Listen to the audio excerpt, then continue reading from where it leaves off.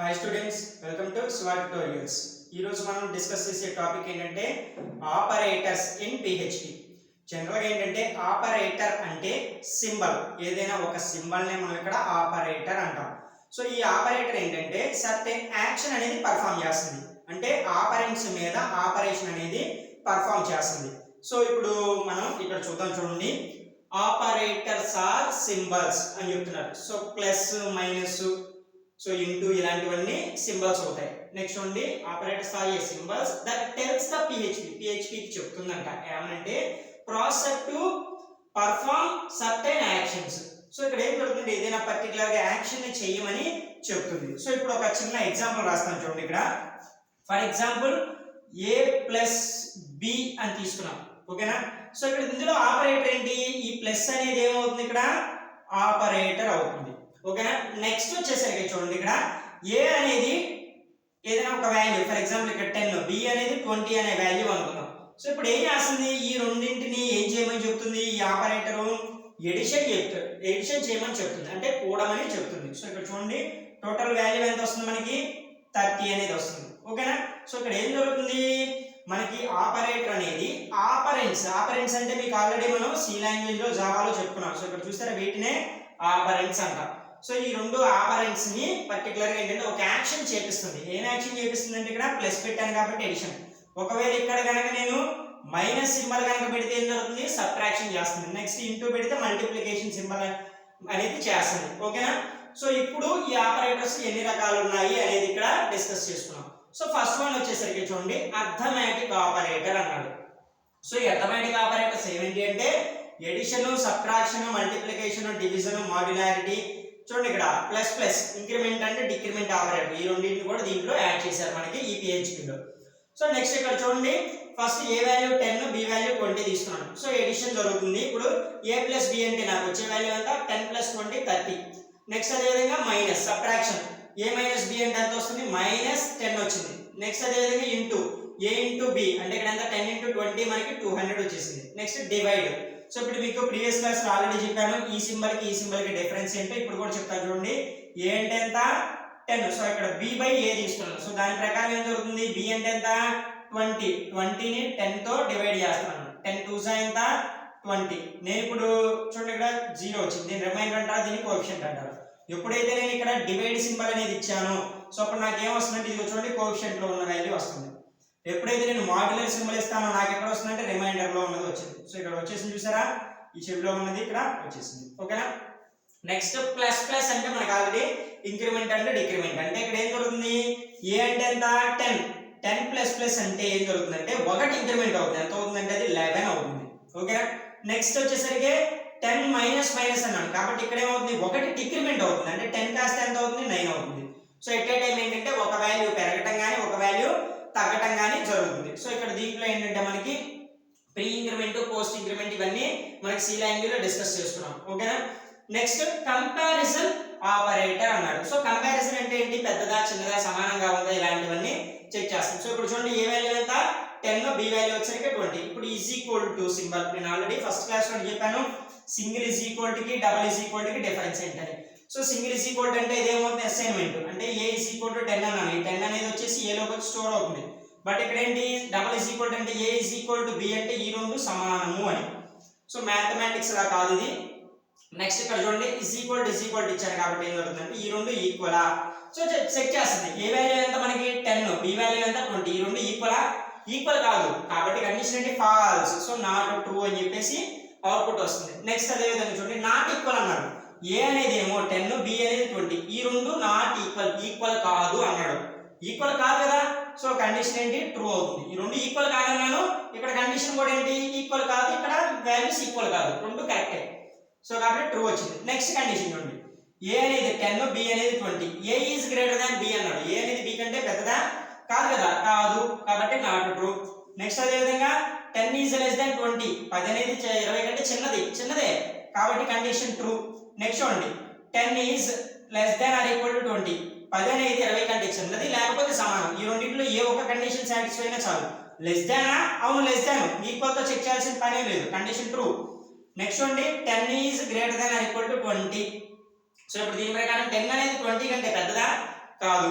10 అనేది 20తో సమానం కాదు. కాదు కాబట్టి ఏం జరిగిందంటే ఇక్కడ నాట్ ట్రూ అని చెప్పేసింది. నెక్స్ట్ అదే విధంగా చూడండి అసైన్మెంట్ ఆపరేటర్. సో అసైన్ చేస్తుంది అది అలాగా. ఇది చూడండి ఇక్కడ ఈజ్ ఈక్వల్ టు మీనింగ్ చెప్పాను ఆల్రెడీ.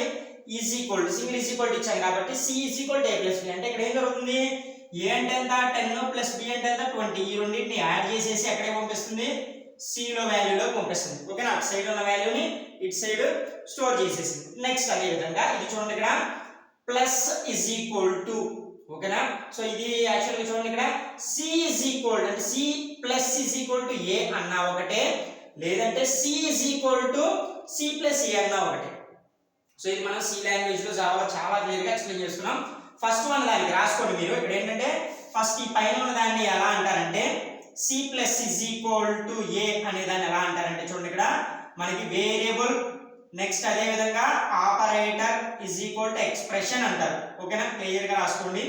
ఫస్ట్ దానికి C plus is equal to A అనేది ఏమని రాస్తారంటే వేరియబుల్, ప్లస్ అనేది ఆపరేటర్ కాబట్టి ఈజ్ ఈక్వల్ టు తర్వాత ఏ అనేది ఎక్స్ప్రెషన్ కింద తీసుకుంటారు. అలా రాసినా ఒకటే. నెక్స్ట్ అదే విధంగా చూడండి ఇక్కడ C is equal to C plus A, దీని ప్రకారం variable is equal to expression ఇలా రాసినా ఒకటే. ఓకేనా, సో రెండింటికి ఒకటే వాల్యూ వస్తుంది. సో ఇక్కడ ఇంకా ఏంటంటే చూడండి ఇక్కడ ఇట్ సైడ్ సి అంటే ఈజ్ ఈక్వల్ టు తర్వాత కూడా మనకి వేరియబుల్ నేమ్ మాత్రమే ఉండాలి, మళ్ళీ వేరే నేమ్ ఉంటే ఇది పాసిబిలిటీ అవ్వదు. సో చూడండి ఇక్కడ నెక్స్ట్ అదే విధంగా మైనస్ ఈజ్ ఈక్వల్ టు ఇవన్నీ ఒకలాగే ఉంటాయి. C minus is equal to A, C is equal to C minus A. Next multiplication symbol into is equal to C into is equal to A, C is equal to C into A. Next అదే విధంగా divided by is equal to C divided by is equal to A అన్నా ఒకటే, C is equal to C divided by A అన్నా ఒకటే. Next modularity symbol is equal to ఇచ్చేసి C modularity is equal to A అన్నా ఒకటే, C is equal to C modular by A అన్నా ఒకటే. ఓకేనా, సో ఇవి వచ్చేసరికి మనకి ఏమవుతాయి అసైన్మెంట్ ఆపరేటర్స్ అవుతాయి. సో ఇక్కడ ఏం జరుగుతుందంటే మనకి ఈ వాల్యూ టెస్ట్ అవుతుంది, ఈ వాల్యూ టెస్ట్ అవుతుంది, ఏదైనా ఒకటే. నెక్స్ట్ అదే విధంగా లాజికల్ ఆపరేటర్. లాజికల్ ఆపరేటర్స్ మనకి 3 టైప్స్ ఉన్నాయి. Logical and, logical are, logical not. So ఇక్కడ ఏం జరుగుతుందంటే ఫస్ట్ అండ్ సింబల్ ఇచ్చాను. సో అండ్ సింబల్ కి ఇక్కడ సింపుల్ గా రాస్తాను చూడండి, అండ్ కి ఆర్ కి. So first A is equal to నేనేం చెప్తున్నాను అంటే ఫర్ ఎగ్జాంపుల్ కి 10 అన్నాను, బి ఈజ్ ఈక్వల్ టు అంటే 20 అన్నాను. ఓకేనా, సో ఇప్పుడు చూడండి ఇక్కడ ఏ అండ్ బి అన్నాను. సో యాక్చువల్గా ఏలో ఉన్న వాల్యూ బిలో ఉన్న వాల్యూ రెండు ఒకటేనా, కాదు కదా.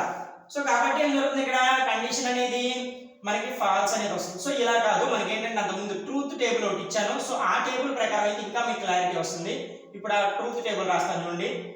ఏ బి క్లియర్గా చూడండి. ఏ అంటే 1 1, బి అంటే కూడా 1, నెక్స్ట్ 0 0, తర్వాత 1 0 0 1 ఈ కండిషన్స్ ఇచ్చాను. సో ఇప్పుడు ఏంటంటే ఏ అండ్ బి అన్నాను.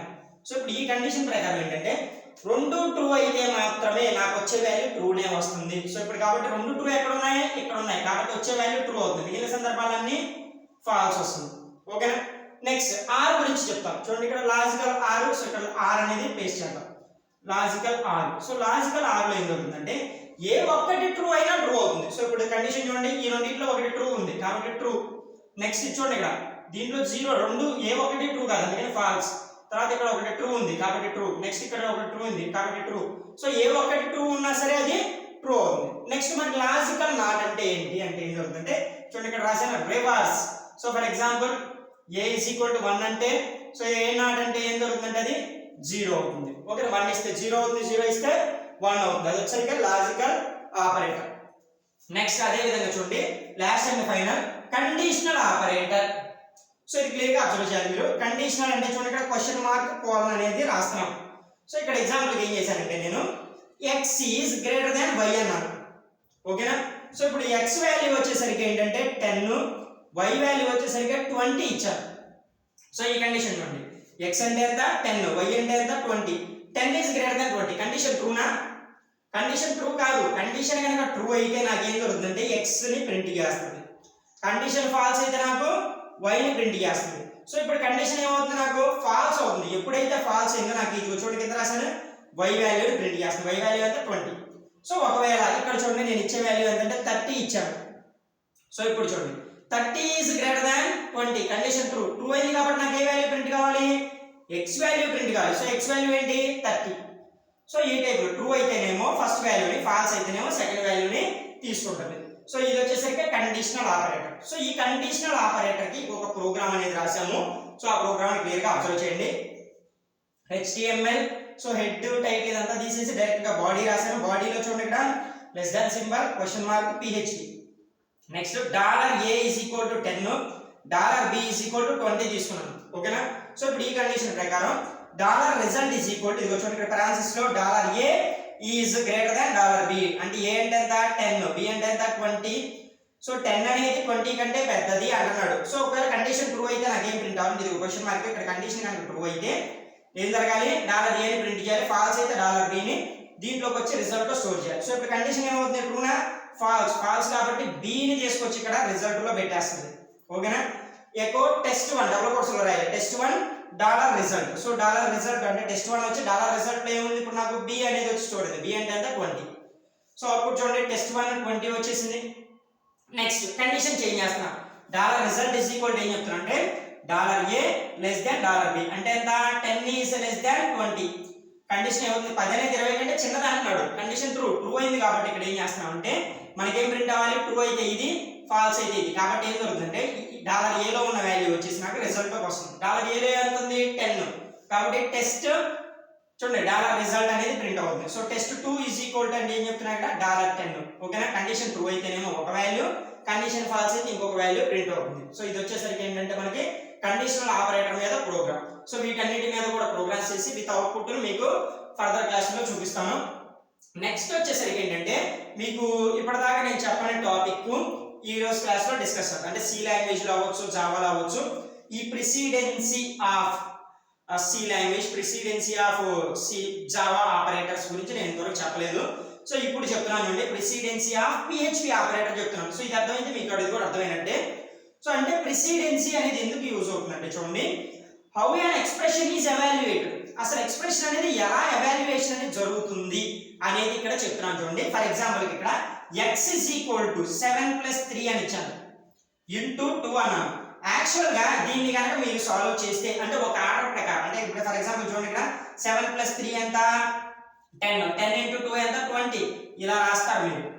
ఓకేనా? బట్ ఇలా రాస్తే తప్పు. సో ఇక్కడ ఏంటంటే ప్రెసిడెన్సీ, దేనికి ఎక్కువ ప్రెసిడెన్స్ ఉంది, దేనికి తక్కువ ప్రెసిడెన్స్ ఉంది అని తెలుసుకోవాలి. అంటే ప్రయారిటీ. సో ఇప్పుడు ఏ ఆపరేటర్ కి ఎక్కువ ప్రయారిటీ ఉంటుంది అంటే ఇక్కడ చూడండి ఫస్ట్ మనకి ఇంటూ అనే ఆపరేటర్ కి ప్రయారిటీ ఎక్కువ ఉంటుంది ఇక్కడ ఇచ్చిన వాటిలో. ఓకేనా? తర్వాత ప్లస్ అనే దానికి ఉంటుంది. కాబట్టి ఫస్ట్ ఏం జరుగుతుందంటే నాకు 3 into 2 జరుగుతుంది. ఎందుకు? మన ఫస్ట్ ఆపరేటర్ ప్రయారిటీ ఏంటి? ఇంటూ. కాబట్టి ఏంటంటే 3 into 2 ఎంత అవుతుంది? 7 plus 6 అవుతుంది. తర్వాత ఉన్న వాల్యూ ఎంత దాన్ని అడిషన్ చేసేస్తుంది. ఓకేనా? సో 13. సో నాకు వచ్చే వాల్యూ ఎంత 13. సో కాబట్టి ఏం జరుగుతుంది ఇక్కడ 13 అనేది ఫైనల్ గా అవుట్పుట్. సో ఇది కరెక్ట్ అవుట్పుట్. సో ఇలాగా ఆపరేషన్స్ అనేవి ఏది ఫస్ట్ జరగాలి, ఏది సెకండ్ జరగాలి అంటే ఏ ఆపరేటర్ ఫస్ట్ గా ఎగ్జిక్యూషన్ జరగాలి, తర్వాత ఏ ఆపరేటర్ జరగాలి అని చెప్పేది నాకు ప్రెసిడెన్సీ ఆఫ్ PHP ఆపరేటర్ అనేది. సో ఇప్పుడు ఇక్కడ ఒక టేబుల్ గీసాను. సో ఈ టేబుల్ చూస్తే మీకు కొంచెం క్లారిటీ వస్తుంది. కేటగిరీ ఆపరేటర్ అసోసియేటివ్ అని రాశాను. సో ఇప్పుడు దీన్ని మీరు క్లియర్ గా చూస్తే ఫస్ట్ వన్ వచ్చేసరికి యూనరీ ఆపరేటర్లు ఏంటి? Not, plus plus, minus minus అంటే ఇంక్రిమెంట్, డిక్రిమెంట్, నాట్ సింబల్స్ అనేవి యూనరీ ఆపరేటర్. సో ఇవి ఎటు నుంచి ఎటు చేయాలి అంటే ఇప్పుడు చూడండి ఇక్కడ ఇవన్నీ ఫస్ట్ ప్రెసిడెన్సీకి ఇచ్చాం. ఓకేనా? ఇక్కడ ఉన్న వాటిల్లో ఫస్ట్ ప్రెసిడెన్సీ దేనికి ఇస్తున్నానంటే అంటే ఇక్కడ ఉన్న చూడండి ఎక్స్ప్రెషన్ లో కనుక నాకు ప్లస్ ప్లస్ కానీ మైనస్ మైనస్ కానీ ఉంటే ఫస్ట్ ఏది జరగాలి? ఈ మూడు ఫస్ట్ జరగాలి. అయితే ఈ మూడింటిలో మళ్ళీ ఫస్ట్ ఏది జరగాలి? అందుకని ఏం చెప్తున్నా అంటే రైట్ టు లెఫ్ట్, రైట్ నుంచి మనకి లెఫ్ట్ కి ఫస్ట్ ఆపరేషన్ అనేది జరుగుతుంది. ఓకేనా? రైట్ నుంచి లెఫ్ట్ కి. నెక్స్ట్ అదే విధంగా మల్టిప్లికేటివ్ అన్నాడు. సో మల్టిప్లికేటివ్ లో మనకి ఏమి ఇచ్చాడు? 3 సింబల్స్ ఇచ్చాడు. ఈ మూడు సెకండ్ పొజిషన్ లో ఉంటాయి. ఇది వచ్చేసరికి ఫస్ట్ పొజిషన్. మళ్ళీ ఫస్ట్ పొజిషన్ లో కూడా వీటిలో ఏది ఫస్ట్ చేయాలంటే రైట్ నుంచి లెఫ్ట్ కి చేసుకోవాలి. ఓకేనా? సో ఈ మూడులో into, divided by, next modular ఈ మూడు వచ్చినప్పుడు నాకు ఏం జరగాలి? ఫస్ట్ లెఫ్ట్ టు రైట్ జరగాలి. ఓకేనా? నెక్స్ట్ ఎడిటేటివ్ అన్నాడు. అంటే ఎడిషన్ జరగడానికి లేకపోతే మల్టీ సబ్ట్రాక్షన్ జరగడానికి యూజ్ అయ్యేది ఎడిటివ్ అన్నాడు. సో ప్లస్ మైనస్ ఈ రెండింటిలో మళ్ళీ మనకి లెఫ్ట్ టు రైట్, మాక్సిమం ఇక్కడ ఉన్నవన్నీ లెఫ్ట్ టు రైట్ జరుగుతాయి. నెక్స్ట్ అదే విధంగా చూడండి రిలేషనల్ అన్నాడు. రిలేషనల్ లో వచ్చరికి less than or equal to, greater than equal to ఇలాంటివి ఉన్నవన్నీ మనకి మళ్ళీ లెఫ్ట్ నుంచి రైట్ కే జరగాలి. నెక్స్ట్ ఉంది ఈక్వాలిటీ అన్నాడు. సో ఈక్వాలిటీ ఇచ్చినప్పుడు వచ్చేసరికి చూడండి ఇక్కడ is equal to not is equal to, ఇది కూడా లెఫ్ట్ టు రైటే జరగాలి. నెక్స్ట్ అదే విధంగా logical and, so logical and ఇచ్చినప్పుడు లెఫ్ట్ టు రైట్ అంటే ముందు ఒకటే కాబట్టి మనం డైరెక్ట్ గా దాన్ని యూజ్ చేస్తాను. తర్వాత లాజికల్ ఆర్ అనేది లెఫ్ట్ టు రైటే జరుగుతుంది.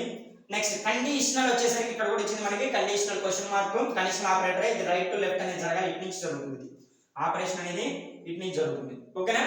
నెక్స్ట్ అదే విధంగా అసైన్మెంట్ ఆపరేటర్ వచ్చేసరికి ఏమేమి ఇచ్చారంటే is equal to, plus is equal to, minus is equal to, into is equal to, divided by is equal to, modularity is equal to, ఇలా ఇస్తాం. ఇవి వచ్చేసరికి రైట్ టు లెఫ్ట్ అనేది జరుగుతూ ఉంటాయి. సో ఇది వచ్చేసరికి ఏంటంటే ప్రెసిడెన్సీ ఆఫ్ పిహెచ్పి ఆపరేటర్స్ అనే కాన్సెప్ట్. సో ఓవరాల్ గా ఏంటంటే ఆపరేటర్స్ అనే టాపిక్ కంప్లీట్ అయిపోయింది. సో ఈ కాన్సెప్ట్ లో మీకు ఏదైనా డౌట్స్ ఉంటే కింద కామెంట్ సెక్షన్ లో కామెంట్ చేయండి.